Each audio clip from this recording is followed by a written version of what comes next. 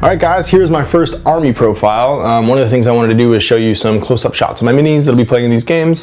So I've recorded an army profile. The first one's for my Pan Oceania army for Infinity. A lot of these miniatures were painted way back when I started Infinity. And then I think I took a break for about 4 years while I was in the US because nobody played Infinity. And then I came back here and started playing mats. And that's when I painted the bulk of the newer stuff, which was in March, April, and May of last year. So check it out. This is my Pan Oceania army. I hope you enjoy it. Alright, so here we have the Pan Oceania Light Infantry that I've got painted so far. So first things first, we have a big block of Fusiliers.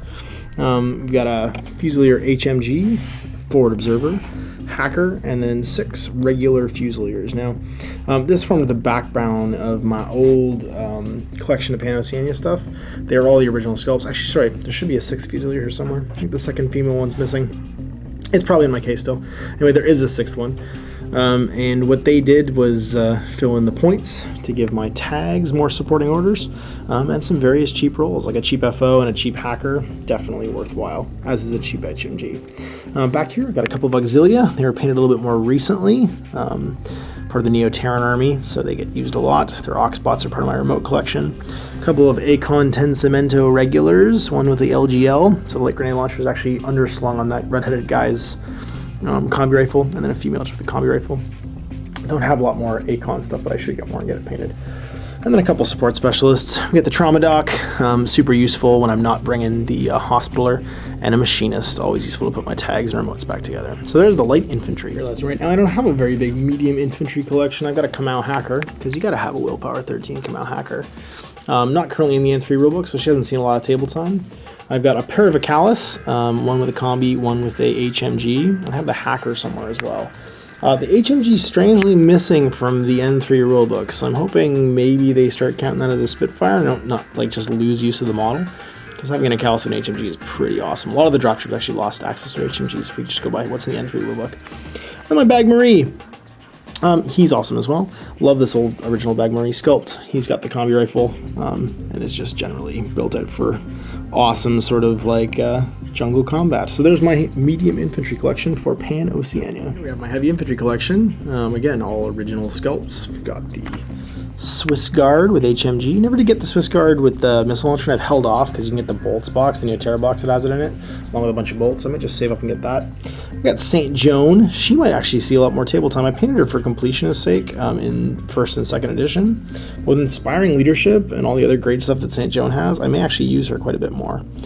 She's there mounted on a old armor cast base and with her rifle slung on her back. I've got my pair of Aquila Guards. Now, the one with the multi-rifle, I actually used I had 2 St. John's as well. I got them in a trade. I used her spare sword and her spare multi-rifle bit to make an HMG Aquila into a multi-rifle Aquila because they didn't exist back then. So one's the original, one's a conversion. And I'm super happy with him. I just painted him recently, actually, and he's pretty cool. He's beefy, and I think I'll keep using him because I'm not a super big fan of the new sculpt, actually. And then I got a unit at Orcs. With some head swaps, I managed to make 2 combi rifle Orcs. They're the meat and potatoes heavy infantry of Pan Oceania, and I've got my HMG one as well. I did never get the boarding shotgun one, but I might get the original sculpt just so that she matches, and I've got a sort of complete unit. So they are heavy infantry for Pan Oceania. Last up for human troops, we've got my skirmishers. I've got a Crocman sniper with TO camo, regular Crocman combi that can fill a variety of roles, and a Crocman hacker. So 3 infiltrating TO camo models that can be super useful in missions. Obviously, these 2 were painted in 2009 when I first started, and this one was painted more recently. So there's my skirmishers for Pan Oceania. Right, here's the remotes. We've got Sierra and Sierra, or sometimes Sierra and Clipper, depending on what I'm feeling like.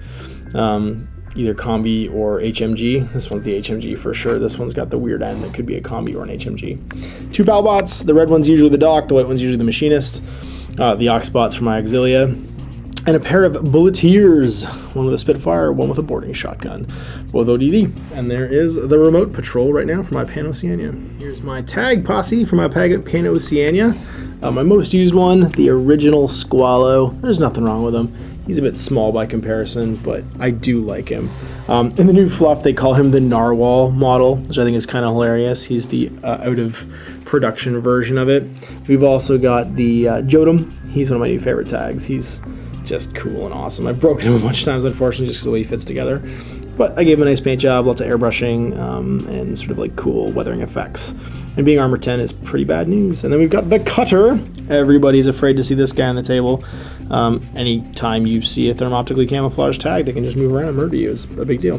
One thing I would like to say is I'd like to see somebody make a tag-sized counter, because apparently you're supposed to have your camo counter now for thermoptic camouflage be the base size it's supposed to be, and nobody makes a 50mm base thing. So what I'm doing right now is using the base extender, because I have base extenders for these three guys, with a camo marker in it as my thing. And that's a cool solution, but I'm a visually, like driven guy. I want to see what that looks like when we've got an actual 50mm one. Somebody make one and make it look like the official tokens, and I will buy it or send it to me or whatever. That'd be awesome. So there we go. There is the tag contingent for Pan Oceania. Last but not least, we have my transportation solution for Infinity. A lot of people have a hard time transporting these models without getting them broken. I've been transporting this army around since 2009 and haven't had a lot of problems because I made my own tray solution. So what I did was I took pluck foam sort of like cases. And this pluck foam is, I believe, from, I think it's from original Sable Army Transport.